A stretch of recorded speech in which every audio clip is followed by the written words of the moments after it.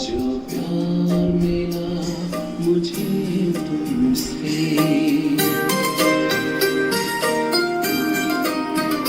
जो प्यार मिला मुझे तुमसे, वर्णन करूं मैं कैसे मुख से।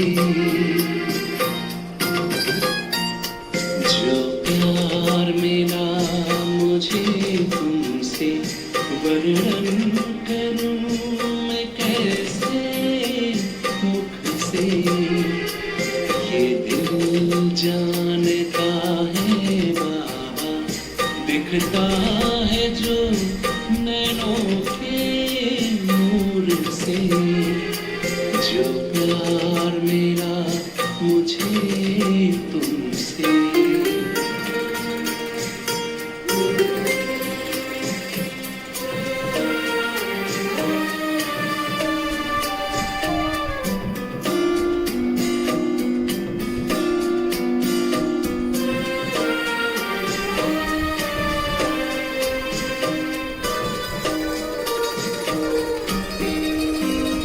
मुझको इतना सम्मान दिया, मेरे लाडले कह दुलार दिया।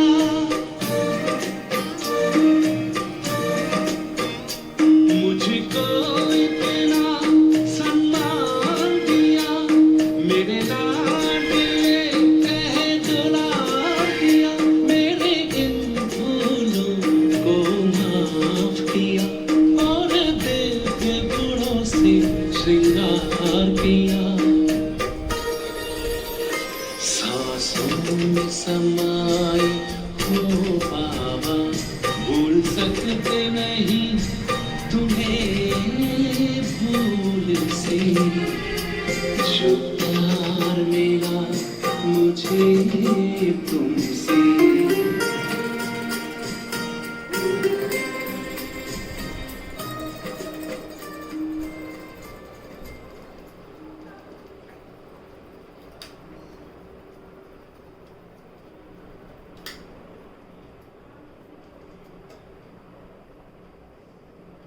ओम शांति। आज 5/6/2020 के बाप दादा के मधुर महावाक्य सुनेंगे। आज बाबा बच्चों को बता रहे हैं कि दुनिया में लोग ज्ञान विज्ञान 2 शब्द कहते हैं।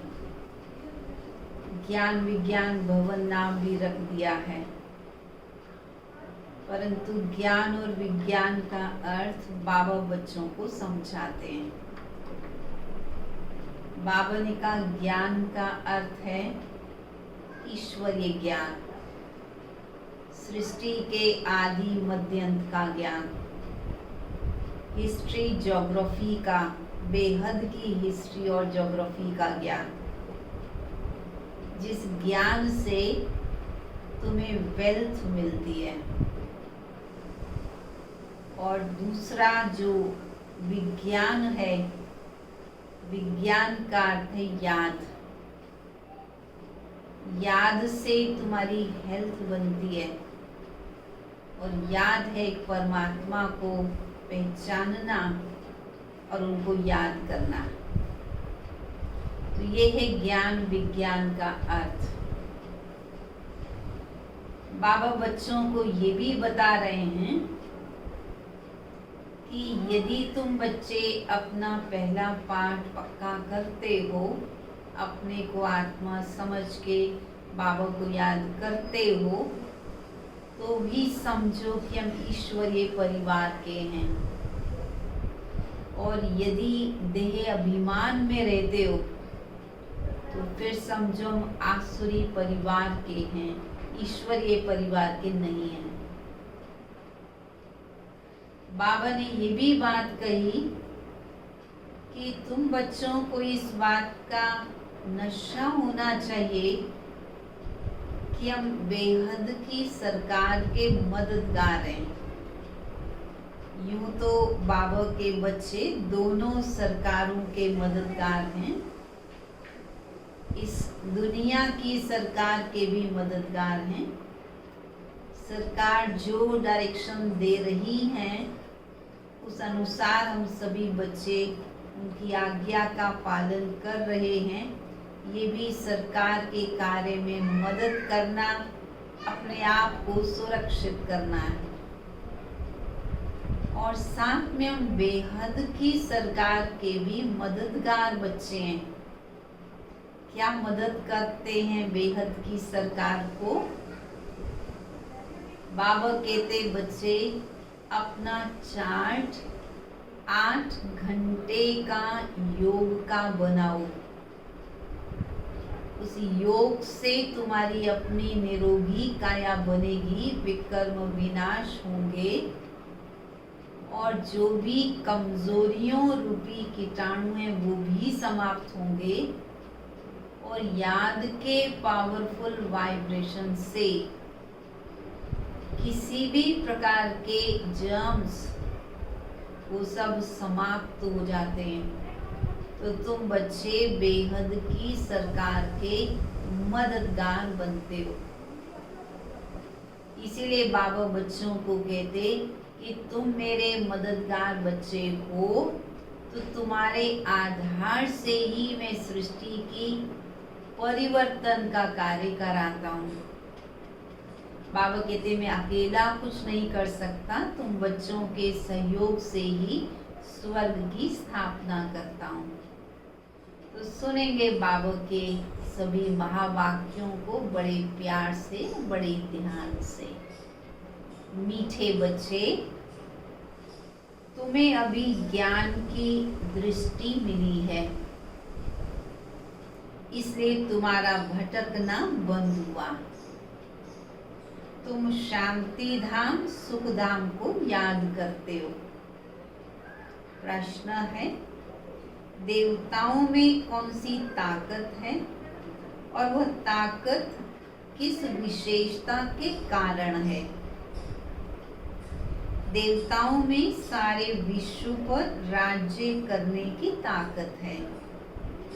वह ताकत विशेष एक मत की विशेषता के कारण है कि सब बच्चे एक ही श्रीमत पर चलते हैं, इसलिए सबकी मत एक ही हो जाती है और उस एकता में बल है, इसलिए पूरे विश्व पर तुम राज्य कर सकते हो। वहाँ एक मत होने के कारण वजीर आदि रखने की दरकार नहीं रहती है। देवताओं ने संगम पर बाप से ऐसी श्रीमत ली हुई है जो 21 जन्म राज्य करते हैं। वहाँ एक राजा की एक देवी फैमिली होती, दूसरी कोई मत वहाँ होती ही नहीं। गीत है, नयनहीन को राह दिखाओ प्रभु। बच्चे कहते हैं कि हम नयनहीन हैं, हमारे पास ज्ञान का नेत्र नहीं है, आप हमको रास्ता बताओ। ओम शांति। बच्चों को नयन मिले हैं, पहले नयन नहीं थे। कौन से नयन? ज्ञान के नयन नहीं थे, अज्ञान के नयन तो थे। बच्चे जानते हैं ज्ञान सागर एक ही बाप है और कोई में ये रूहानी ज्ञान है नहीं। जिस ज्ञान से सद्गति हो अर्थात शांति धाम, सुख धाम जाना हो। अभी तुम बच्चों को दृष्टि मिली है, कैसे सुख धाम बदल फिर माया का राज्य या दुख धाम बना, ये भी बाबा ने बच्चों को रोशनी दी है। पुकारने लगते हैं कि नयनहीन को राह बताओ प्रभु। भक्ति मार्ग के यज्ञ, दान, पुण्य आदि से कोई राह नहीं मिलती है। हर एक को अपना पार्ट बजाना ही है। बाप कहते मुझे भी पार्ट मिला हुआ है। भक्ति मार्ग में पुकारते हैं कि मुक्ति, जीवन मुक्ति की राह बताओ। उसके लिए कितने यज्ञ तप पुण्य करते भटकते हैं। शांति धाम सुख धाम में तो भटकना होता ही नहीं है, ठिकाना मिल जाता है। ये भी तुम जानते हो। वो तो सिर्फ शास्त्रों की पढ़ाई और जिस्मानी पढ़ाई को ही जानते हैं। इस रूहानी बाप को तो बिल्कुल ही जानते ही नहीं।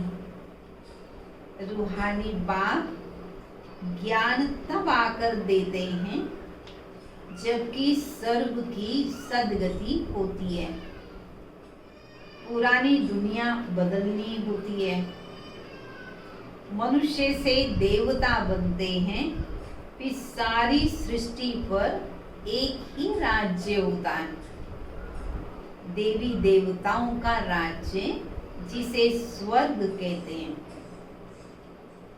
यह भी भारतवासी जानते हैं।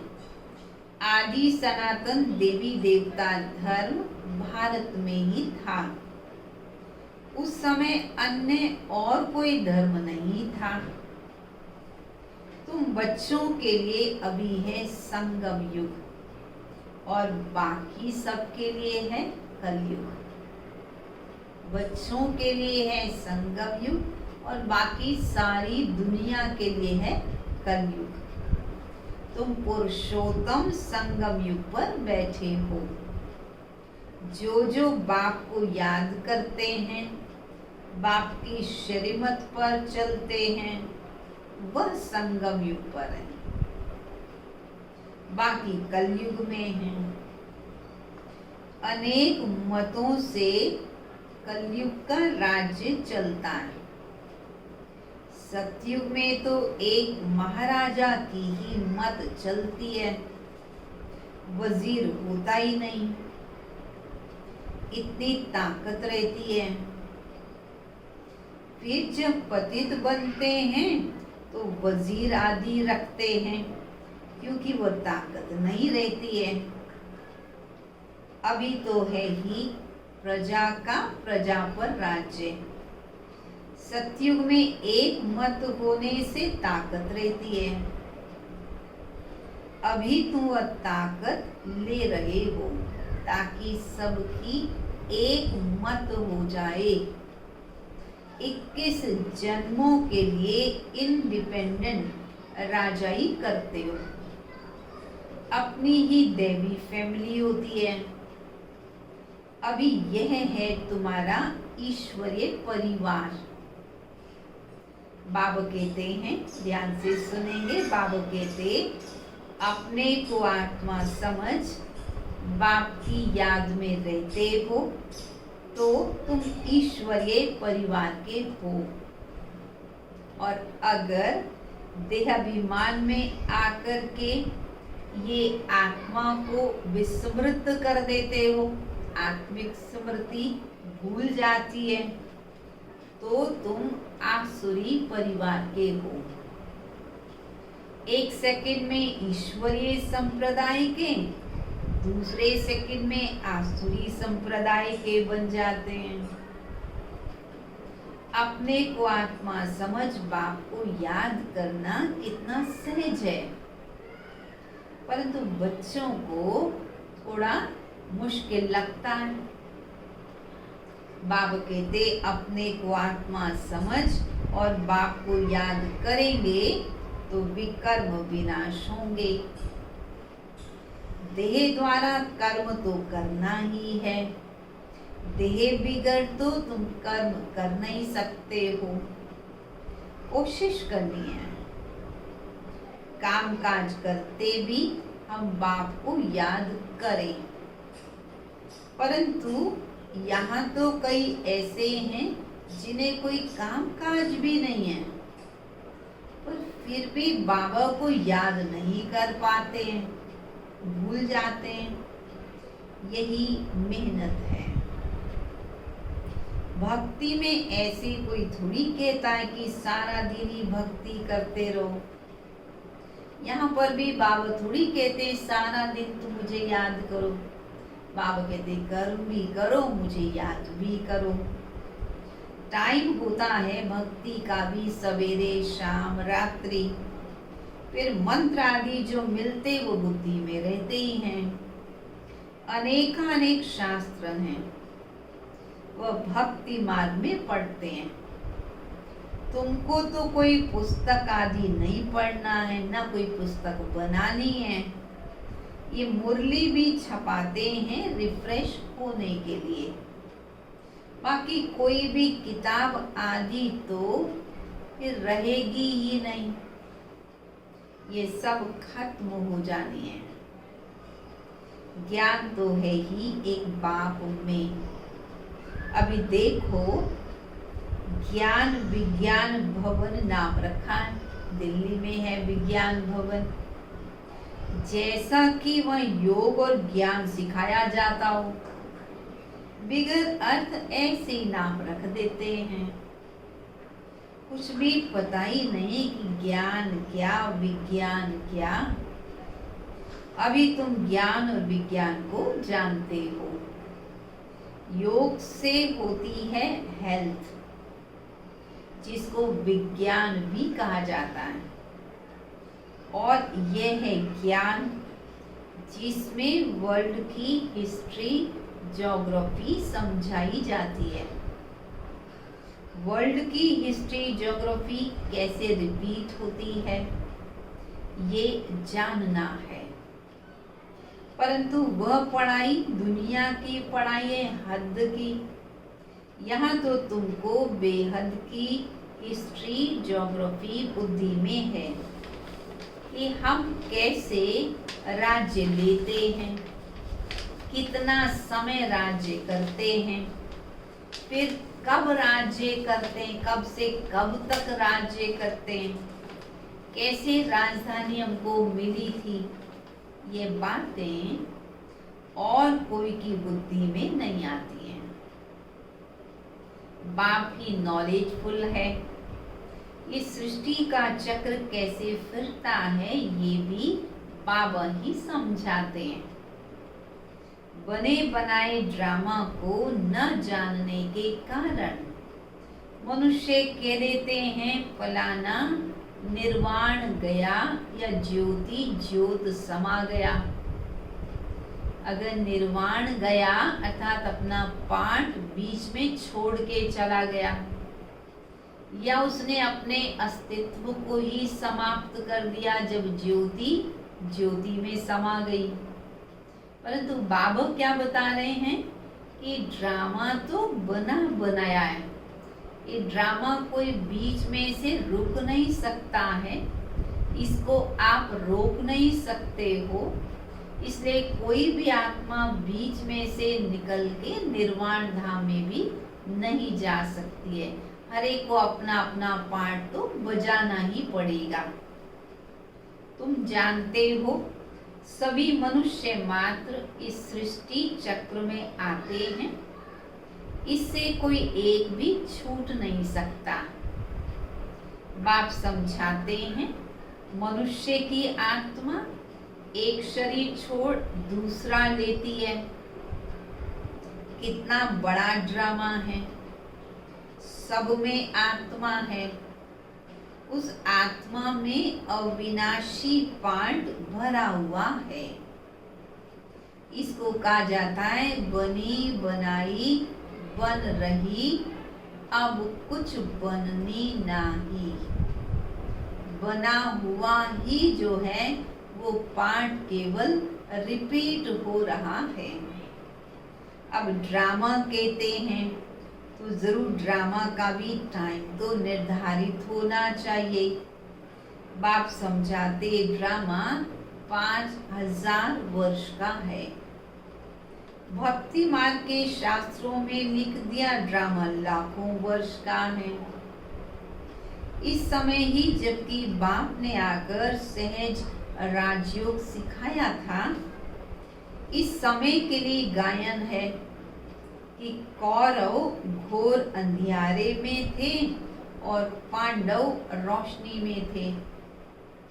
उनकी बुद्धि रूपी नेत्रों पर तो अज्ञानता का, अहम का, विकारों का पर्दा लगा हुआ था। इसलिए बाबा ने कहा कि वो घोर अंधियारे में थे। परंतु पांडवों के अंदर तो धर्म और मर्यादाओं का पूर्णता ज्ञान था, इसलिए उनके लिए कहा वो रोशनी में थे। वे लोग समझते हैं कलयुग में तो अभी 40,000 वर्ष और पड़े हैं। उनको ये पता ही नहीं पड़ता कि भगवान तो आए हुए हैं। अब इसके बाद कलयुग को 40,000 वर्ष और लगे, ऐसा तो हो नहीं सकता। इस पुरानी दुनिया का मौत तो सामने खड़ा है। सब अज्ञान नींद में सोए पड़े हैं। जब लड़ाई देखते हैं तो कहते हैं हाँ, ये तो महाभारत लड़ाई की ही निशानी है। आजकल के लक्षणों को देख करके लोग ये महसूस करते हैं या सचमुच ये अभी महाभारत वाला इस समय प्रतीत होता है। इसका अर्थ क्या? जरूर कहीं भगवान भी आए हुए हैं, परंतु उनको मालूम नहीं कि भगवान तो भारत में ही आए हैं। बाबा कहते ये जो विनाश की रिहर्सल ये होती रहेगी, फिर चलते चलते बंद हो जाएगी। रिहर्सल होते होते फिर बंद हो जाएगी। विनाश होगा, लोग मरेंगे, हजारों की तादाद में मरेंगे, पर फिर रुक जाएगा। क्यों रुक जाएगा? क्योंकि सत्युगी अभी राजधानी पूरी स्थापन नहीं हुई है। अभी हमारी पूरी स्थापना तो हुई नहीं है।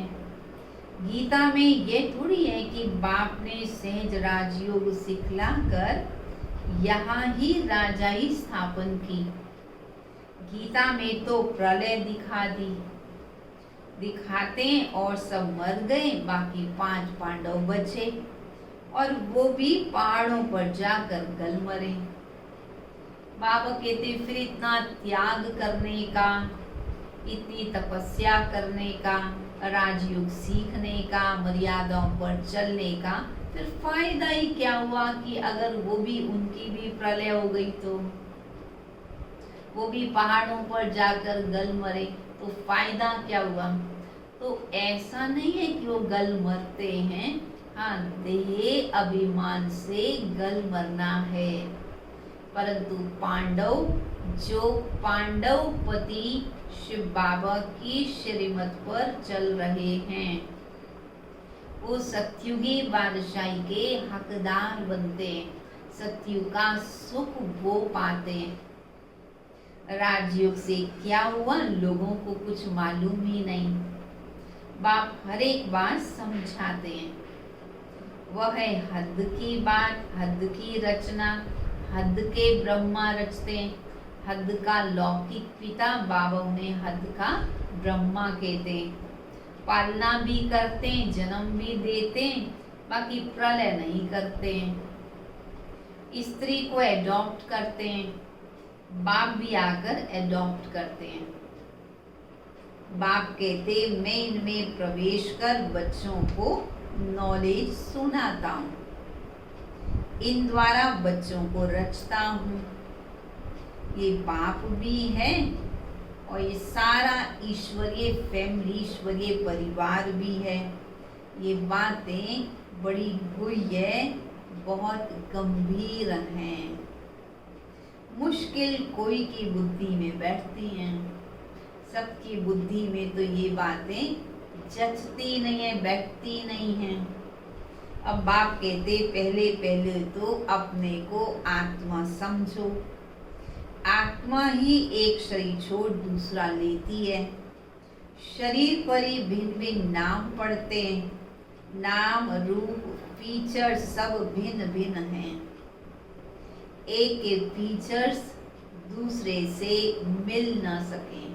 देखें प्रैक्टिकल में परिवार के अंदर जितने भी सदस्य बैठे हैं, एक की शक्ल दूसरे से मिल नहीं पाती। यदि वह मिलती है तो स्वभाव और डिजायर्स एक जैसी नहीं होती हैं।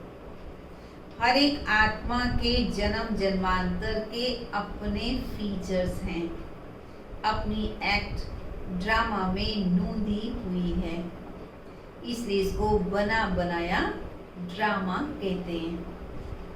अभी बेहद का बाप कहते मुझे याद करो, तो विकर्म विनाश हो। तो हम क्यों नहीं बाप को याद करें? याद की ही तो मेहनत है ना।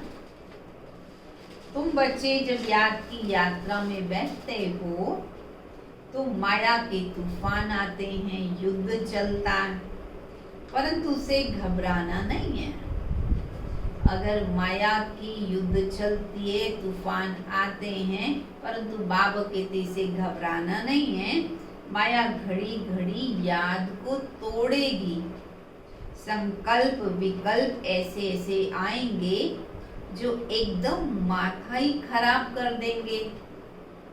तो मेहनत करो। बाबा ने समझाया लक्ष्मी नारायण की कर्मेंद्रियां वश कैसे हुई। ये संपूर्ण निर्विकारी थे। ये शिक्षा इनको कहां से मिली? अभी तुम बच्चों को यह बनने की, लक्ष्मी नारायण बनने की शिक्षा मिल रही है। इनमें कोई विकार नहीं होता, वह रावण राज्य ही नहीं है। पीछे रावण राज्य होता है। रावण क्या चीज है ये भी कोई नहीं जानते। ड्रामा अनुसार यह भी नोंद है। ड्रामा के आदि मध्य अंत को कोई जानते नहीं, इसलिए ही नेति नेति करते आए हैं। अभी तुम स्वर्गवासी बनने के लिए पुरुषार्थ कर रहे हो। ये लक्ष्मी नारायण स्वर्ग के मालिक है ना। इनके आगे माथा टेकने वाले तमो प्रधान कनिष्ठ पुरुष हैं।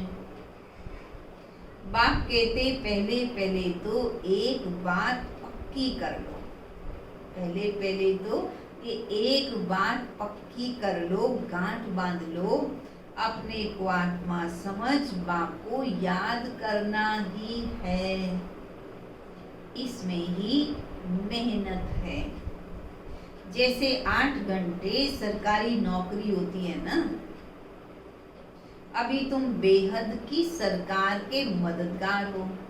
सोचो किसके मददगार? बेहद की सरकार के मददगार। तुमको कम से कम 8 घंटे पुरुषार्थ कर याद में रहना है। ये अवस्था तुम्हारी ऐसी पक्की हो जाएगी जो कोई की भी याद नहीं आएगी। एक बाबा की याद आएगी और किसी की याद फिर आएगी भी नहीं। बाप की याद में ही शरीर छोड़ेंगे। फिर वही विजय माला का दाना बनेंगे। एक राजा की प्रजा कितनी ढेर होती है, यहाँ भी प्रजा बननी है। तुम विजय माला के दाने पूजने लायक बनोगे।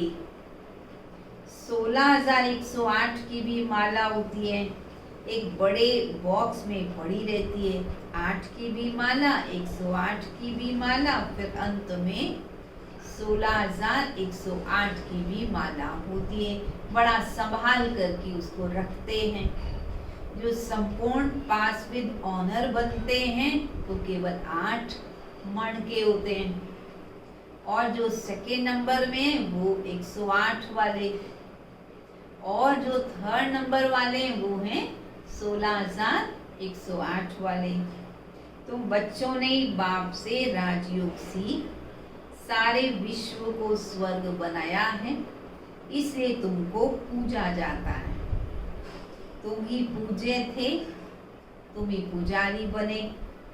ये दादा कहते हमने खुद माला बहुत फेरी है। लक्ष्मी नारायण के मंदिर में यूं तो रुद्र माला होनी चाहिए। तुम पहले रुद्रमाला फिर रुंडमाला के बनते हो। पहले रुद्रमाला माना शिव बाबा की माला के मणके बनते हो और उसके बाद पुरुषार्थ करते हो देवता बनने का, दैवी गुणों को धारण करने का। तब तुम रुंड माला अर्थात विष्णु के गले की माला बनते हो। पहले नंबर में रुद्रमाला जिसमें शिव भी है, फिर रुंड माला में तो शिव कहाँ से आए, वह है विष्णु की माला। इन बातों को भी कोई समझता थोड़ी है, तुम बच्चे ही समझते हो। अभी तुम कहते हो हम शिव बाबा के गले का हार जाए बनते हैं। ब्राह्मणों की माला तो बन नहीं सकती है, ब्राह्मणों की माला होती नहीं, क्योंकि ब्राह्मण तो बदलते रहते हैं। तुम जितना याद में रहते हो फिर तुम वहां भी नजदीक में ही आकर राज्य करोगे। ये पढ़ाई और कोई जगह तो मिल ना सके। तुम जानते हो अभी हम इस पुराने शरीर को छोड़ स्वर्गवासी बनेंगे। सारा भारत स्वर्ग बन जाएगा। इन पर्टिकुलर भारत ही स्वर्ग था। 5000 वर्ष की बात है, लाखों वर्ष की बात तो है ही नहीं जो याद न रहे। देवताओं को ही 5000 वर्ष हुए। स्वर्ग को मनुष्य भूल गए हैं तो ऐसे ही कह देते हैं लाखों वर्ष पहले की बात है, बाकी ऐसी कोई बात है नहीं। तो पहले पहले सूर्यवंशी, फिर चंद्रवंशी, फिर और धर्म वाले ऐड होते जाते हैं। पुरानी चीजें काम क्या आएंगी, कितना खरीद करते हैं, पुरानी चीज की बहुत कीमत रखते हैं। तो सबसे वैल्यूबल है शिव बाबा। कितने शिवलिंग बनाते हैं, कोने कोने में भारत के कितने शिवलिंग बने, हर जगह अलग अलग गुणवाचक नाम उनका रख दिया है। आत्मा इतनी छोटी बिंदी है, ये तो किसी को समझ में ही नहीं आता। अति सूक्ष्म आत्मा है। बाप भी अति सूक्ष्म है। बाप ही समझाते हैं इतनी छोटी बिंदी में इतना पार्ट नूंदा हुआ है। ये ड्रामा रिपीट होता रहता है। ये ज्ञान तुमको वहां नहीं रहेगा जो अब संगम युग पर तुम नॉलेजफुल बने हो। सतयुग में ज्ञान नहीं रहेगा, ये प्रायोग हो जाता है।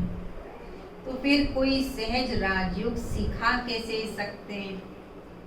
ये सब भक्ति मार्ग के लिए बैठ बनाया है।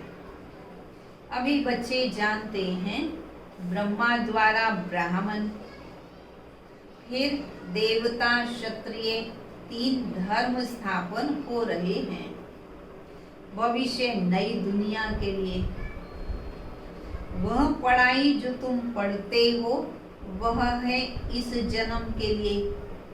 इनकी प्रारब्ध जो दुनिया में पढ़ाई पढ़ते हैं उसकी प्रारब्ध केवल इस जन्म में मिलती है, उसकी भी कोई गारंटी नहीं होती है। लेकिन तुम जो रूहानी ईश्वरीय पढ़ाई पढ़ते हो इसकी प्रारब्ध तुमको नई दुनिया में मिलती है। ये पढ़ाई होती है संगम युग पर।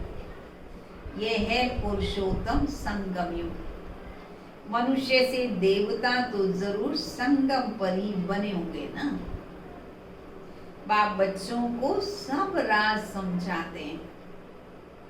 ये भी बाबा जानते हैं तुम सारा दिन इस याद में रह नहीं सकोगे, इम्पॉसिबल है।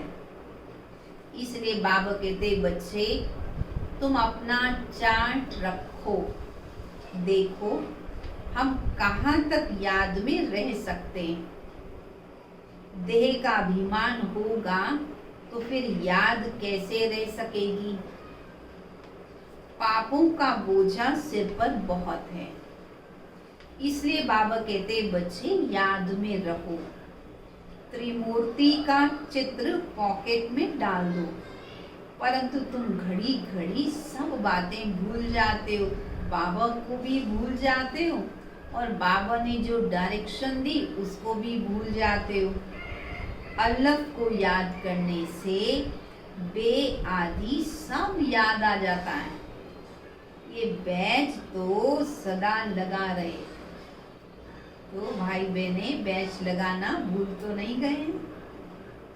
कितने दिन से क्लास में नहीं आए, यूनिफॉर्म भी नहीं पहनी, बैच भी नहीं लगाया? नहीं, बाबा कहते तुम बच्चे बैच भी लगाओ। तो कम से कम थर्सडे संडे को यूनिफॉर्म भी पहनो, बैच भी लगाओ। तो बाबा कहते ये बैच तो सदा लगा रहे। लिटरेचर भी हो, कोई भी अच्छा आदमी हो, उनको पढ़ने के लिए देना चाहिए। अच्छा आदमी माना जिसकी पढ़ने में रुचि हो, उसे ही साहित्य दें। किसी की पढ़ने में रुचि ही नहीं, ऐसे ही हम दे दें, वो भी बाबा कहते फिजूल हो जाता है। अच्छा आदमी कभी मुफ्त में लेंगे नहीं, क्योंकि हर एक को ये तो समझ है कि कहीं से भी साहित्य लिया होगा तो ज़रूर इसकी कीमत तो दी ही होगी। तो इसलिए कभी भी वो साहित्य को फ्री नहीं लेंगे। बोले इसका क्या पैसा है, तो बोलो ये गरीबों को तो मुफ्त दिया जा सकता है। बाकी जो जितना दे खर्च तो होता ही है। जो भले किताबों के लिए जितना भी खर्च दे, हाँ ये तो समझने की बात है, अंडरस्टूड है कि खर्च तो होता ही है। तुम्हारी रॉयल्टी बहुत अच्छी होनी चाहिए। तुम्हारी रस्म रिवाज दुनिया से बिल्कुल न्यारी होनी चाहिए। रॉयल आदमी आपे ही साहित्य लेकर कुछ न कुछ दे देंगे। ये तो हम सबको देते हैं उनके कल्याण के लिए। कोई पढ़कर भी तुमको फिर पैसे भेज देंगे। बाबा कहते कोई फ्री नहीं लेगा, चलो कोई उस समय नहीं देगा तो फिर बाद में दे देंगे। परंतु कई सोचते हैं तो सेवा केंद्रों से तो साहित्य हमको फ्री मिलता है, जितना ले लो उतना ठीक है। हाँ पढ़ना अच्छा है, परंतु साहित्य तो कीमत से ही आता है ना। भले माउंट आबू से भी आए तो भी वहां से भी फ्री तो नहीं मिलता ना। इसलिए बाबा कहते जो रॉयल होंगे वो पढ़ने के बाद भी उसकी कीमत दे देंगे। कोई पढ़कर भी तुमको पैसे भेज देंगे। खर्चा तो तुम करते हो ना। बोलो हम अपना तन मन धन भारत की सेवा में खर्च करते हैं। अच्छा, मीठे मीठे सिक्के लदे बच्चों प्रति माता पिता बाप दादा का याद प्यार और गुड मॉर्निंग। रूहानी बाप की रूहानी बच्चों को नमस्ते। रूहानी बच्चों की रूहानी बाप दादा को नमस्ते नमस्ते नमस्ते। धारणा के लिए मुख्य सार। इस बेहद की सरकार को मदद करने के लिए कम से कम 8 घंटे याद में रहने का पुरुषार्थ करना है।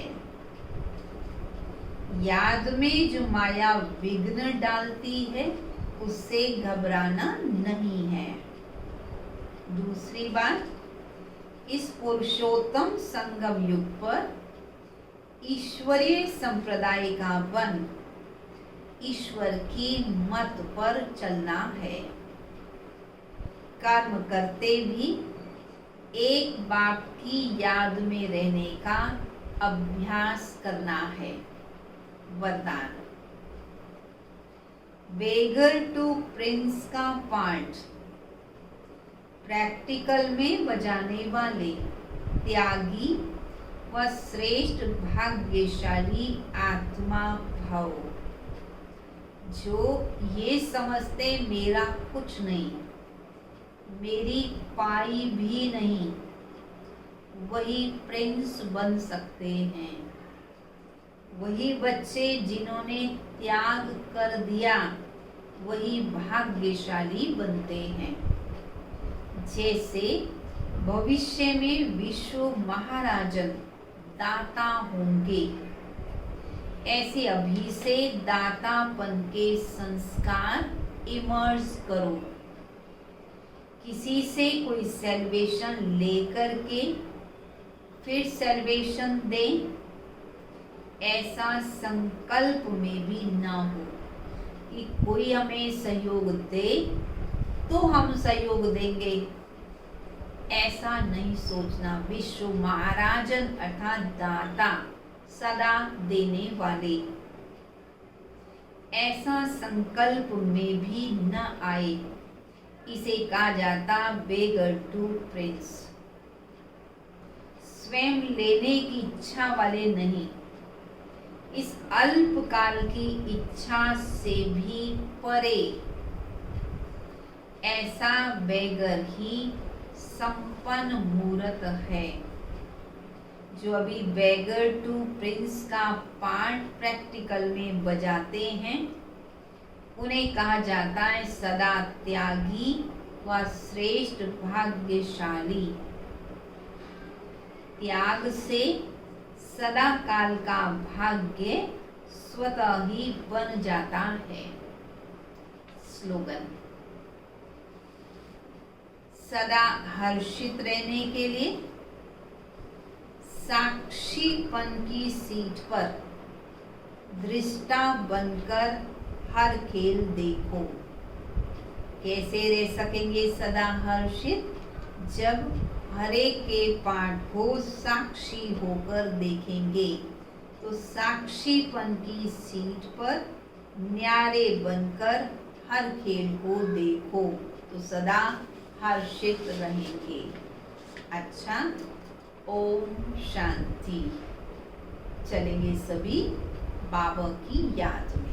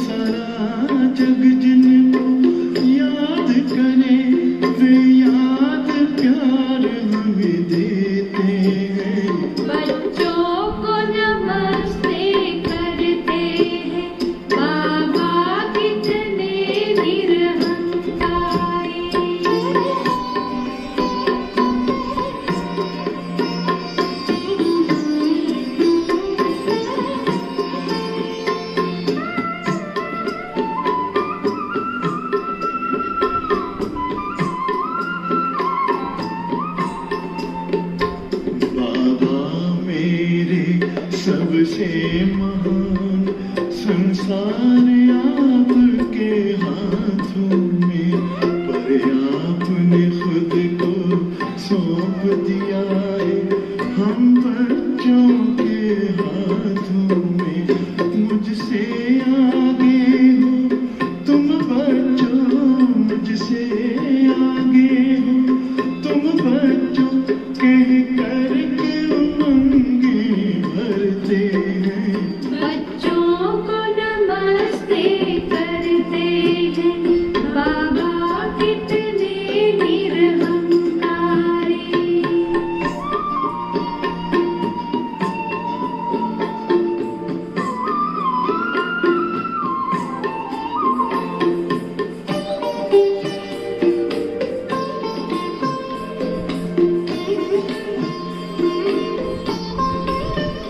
बेहद सेवा अब भी करते, बाबा है आपकी बलिहारी, कहते हैं आप मैं बच्चों